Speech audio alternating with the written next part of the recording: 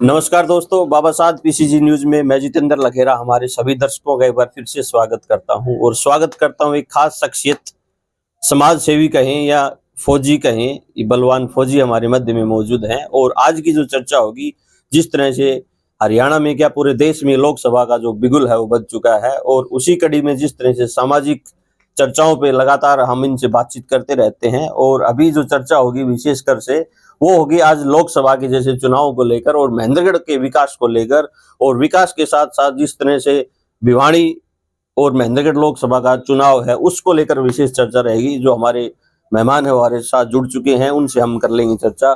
Sir, PCG news पे स्वागत आपका। आपको और आपके चैनल के सभी दर्शकों को और जो भी दर्शक देखेंगे सबको बलवान फौजी का जय हिंद जी। बलवान फौजी कहें या समाज सेवी कहें सर आपको?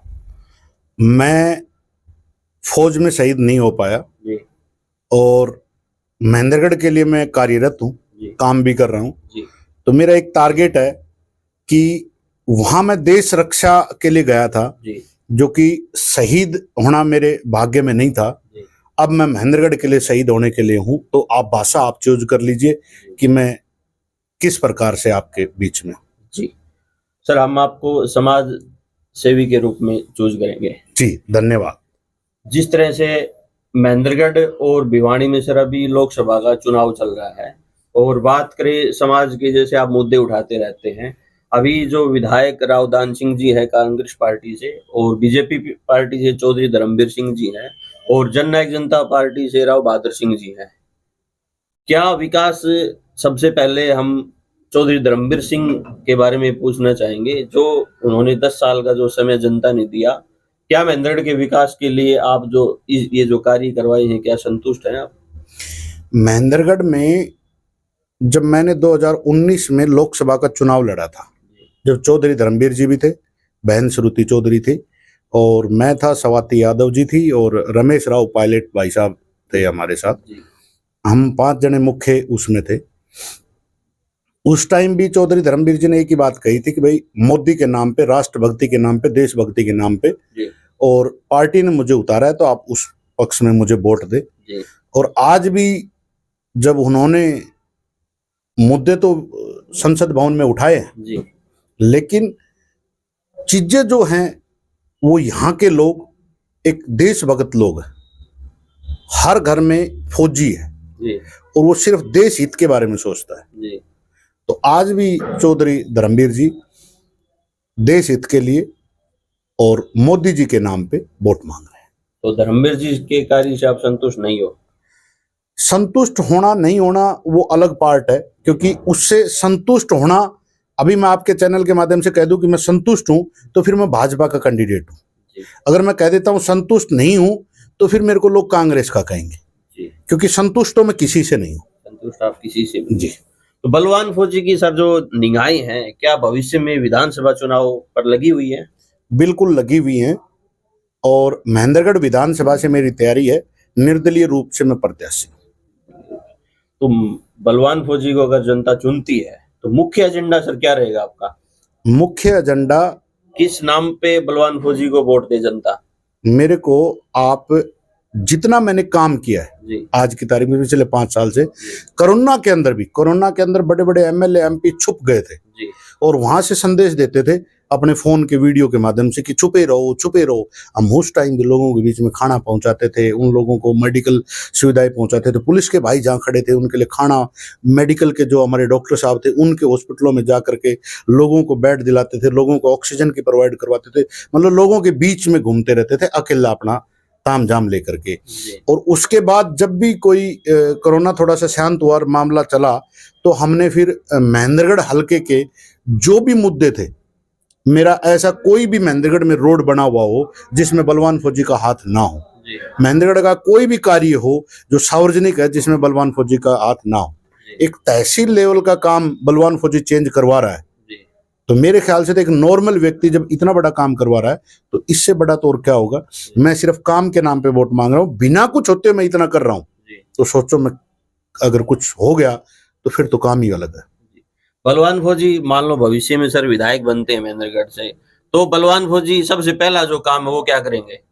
मेरा जिला मुख्यालय का है, IMT खुडाना का है और बहुत से यहाँ मुद्दों की कमी है क्या?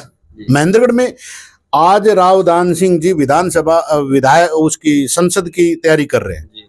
पहले महेंद्रगढ़ में पिछले 5 साल में क्या किया था, कहां पर गए थे, किस घर में गए थे? मेरे को राव दान सिंह जी की कोई ऐसी स्टेटमेंट दिखा दो जिसमें राव दान सिंह ने महेंद्रगढ़ के लिए कोई मुद्दा उठाया हो। उन्होंने कहा कि मेरी सरकार नहीं है, तो सरकार नहीं है तो लोगों के बीच में तो रहो भाई। 5 साल आप तो बाहर ही रहते थे।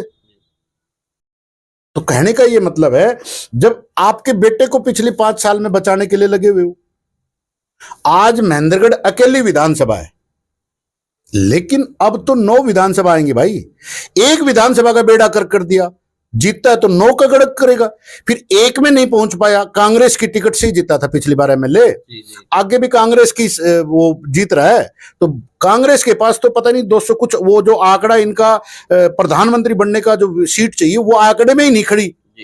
राव दान सिंह जी का जैसे कहना है कि हमने जो है कि हुड्डा पार्क बनवाया और जो सचिवालय है वो बनवाया, सेंट्रल यूनिवर्सिटी बनवाई और इस तरह के जो विकास कार्य हैं वो करवाए। सेंट्रल यूनिवर्सिटी के लिए तो राव इंद्रजीत कह रहा है कि मैं लाया हूं, और एक बैकवर्ड इलाके के नाम से आनी इधर थी, इनके हाथ में थोड़ी था। ये तो हुड्डा साहब दूसरी साइड ले जा रहे थे, लेकिन सरकार का कोई वो सिस्टम नहीं था, क्योंकि नॉर्म्स नहीं थे कि उसको बैकवर्ड इलाके में देनी थी। कौन कहता राव दान सिंह लाया यूनिवर्सिटी? ऐसे तो फिर कहे जाओ, फिर तो मैं भी भाई बहुत कुछ लाया था। तो इसका मतलब ये है कि दूसरी बात आप कह रहे हो कि ये क्या बोलते हैं सचिवालय। आज तक दान सिंह ने सचिवालय तो बनवाया, मान लो आपकी बात कह देता हूँ, क्योंकि कांग्रेस के राज में बना है तो आप कह रहे हो कि बेमान। ये तो बहुत बड़ा मतलब वो करते हैं ना, कमीशन खोरी है इसमें। जहां इसको कमीशन दिखता है वहीं पर टूट पड़ता है। दूसरी चीज, आज तक आपने सचिवालय तो बनाया, लेकिन जिला मुख्यालय के लिए कब बात की? क्योंकि नारनौल के वोट चाहिए ना भाई। नांगल चौधरी के वोट चाहिए ना। कैची मोड़ पे 10,000 आदमियों में बलवान फौजी ने सवाल पूछा था कि जी आपने आज तक क्यों नहीं उठाया? वो हल्ला गुल्ला कर बाद में बोले ये वो। बाद में भी मैंने तो सवाल पूछा, मैं तो डरा थोड़ी। लेकिन आज तक जो श्यामपुरा गांव का आदमी है कहां जाएगा नारनौल में? इधर नौताना का आदमी है कहां जाएगा? आप देखो, सिस्टम देखो ना। और महेंद्रगढ़ पूरा नॉन स्टार। कहने का मतलब ये है कि ये सब कुछ सेट था। लोकसभा चुनाव लड़ना है दान सिंह को, और मुख्यालय यहाँ पे इसलिए नहीं ले गए क्योंकि नारनौल के वोट भी चाहिए आज तक, और नांगल चौधरी के वोट भी। आपका कहना ये है? हाँ, आज तक जिला मुख्यालय के लिए दान सिंह की कोई स्टेटमेंट दिखा दो मेरे को। आपके चैनल से भी ले लेंगे, वैसे भी ले लेंगे। एक भी स्टेटमेंट। राव बहादुर सिंह जी भी खड़े हुए हैं, और चौधरी देवीलाल जी की जो है पार्क यहाँ पे अलॉटमेंट हुआ था। ये जो दुष्यंत जी आए थे और उन्होंने ये स्टेटमेंट दी हुई है कि ये ऐसा पार्क बनेगा कि लोग यहाँ पे देखने के लिए आएंगे। तो ये जो पार्क जो बन रहा है ये देखने लायक है। सर आप और हम देख के आए थे ना, पीछे दारू के गिलास पड़े थे, ऐसे डब्बे पड़े थे, कोई पौवा पड़ा था, कोई चिकन का कुछ पड़ा था, हड्डी पड़ी थी, कोई मटन का पड़ा था, कुछ पीनट्स वाले पैकेट पड़े थे, टोटे वो देखने लायक तो है सर। तो क्या बहादुर ये सब चीजें दिख रही है ना? तो बहादुर सिंह जी क्या इस बीजेपी और कांग्रेस में, और बीजेपी ये जो बहादुर सिंह जी यहाँ फिट बैठेंगे? बहादुर सिंह जी की 2 बातें बताऊंगा। 2 बातें ये है कि बहादुर सिंह जी का कहना है, मेरी अभी रिसेंटली मुलाकात हुई है एक बार, तो बहादुर सिंह जी ने बताया कि 2009 में मैंने दान सिंह की मदद की थी, 2014 में मैंने दान सिंह की मदद की थी, और 2019 में मैंने दान सिंह की मदद की थी। चौधरी भूपेंद्र सिंह हुड्डा जी के पास दान सिंह और क्या नाम है बहादुर ठेकेदार तीनों बैठे थे। उस टाइम कोई इनकी चर्चा हुई, चर्चा होने पे बहादुर ठेकेदार जी ने ये कहा था कि जी मेरे को आप लोकसभा के लिए लेके आए हो। मैंने पहला जो चुनाव लड़ा था उस टाइम मोदी लहर थी, उस टाइम मैं दूसरे नंबर पे रहा हूं। अगर आप कांग्रेस के हिसाब से मुझे करते हो तो मैं पार हो जाता हूँ। तो कहीं ना कहीं एक दक्षिण हरियाणा का तालमेल बताता हूँ मैं आपको। राव इंद्रजीत जी कभी नहीं चाहते कि कोई मेरे से बड़ा नेता बने अहिरवाल में, और अब उसके पैड पे आ गया राव दान सिंह। राव दान सिंह चाहता है कि अगर बहादुर ठेकेदार को टिकट मिल जाती तो ये जीत जाता, तो दक्षिण हरियाणा इसका मुरीद हो जाता और मैं दूर हो जाता। इसलिए चाहे पैसे में या कैसे भी, वहीं से इनका झगड़ा शुरू हुआ है। और राव दान सिंह ने कहा कि आपको लोकसभा की टिकट नहीं मिलेगी। उसके बाद ये अलग हुए। ये चीजें मेरे सामने आई। मेरे पास कोई प्रत्यक्ष नहीं है इसका, लेकिन ये बहादुर ठेकेदार की जुबान से। जब बोला मैंने 3 बार मदद की है तो मेरी एक बार तो मदद बनती है। अब बोला मैं 76 साल का हो गया, बाद में 76 के आसपास के ही है मेरे ख्याल से, कितनी एज का मेरा इतने आसपास ही। बोला अगला चुनाव हो सकता है मैं लड़ूं या ना लड़ूं। तो इसलिए जो सिस्टम है ये है कि राव दान सिंह मेरे पास, मैं आपको एक और अलग से कहानी बताता हूँ जी। पिछले 2 दिन से मेरे पास राव दान सिंह के बंदों के बहुत फोन आते हैं। रामविलास शर्मा के बंदे को फोन नहीं आते आपके पास? ना उनका तो नहीं आता, उनको पता है कि भाई जब तारे खिलाफ ही है तो कहां से होगा। दान सिंह को ऐसा लगता है, दान सिंह एक ऐसे दान सिंह को ऐसा लगता है बलवान फौजी के खिलाफ आज नहीं, रामविलास शर्मा को नहीं लगता। अरे सुनो मैं कह रहा हूँ, वो आप बात रुको। दान सिंह, रामविलास को तो ये पता है कि ये अनाड़ी है, ये नहीं मानेगा। अच्छा, ये आने की जरूरत नहीं है उनने। दान सिंह क्या कहता है, ऐसे कोई हाथ बेचता है तो यहाँ से कोई नस दबती है, वो पता नहीं आदमी के सर में कहाँ पहुंच जाती है।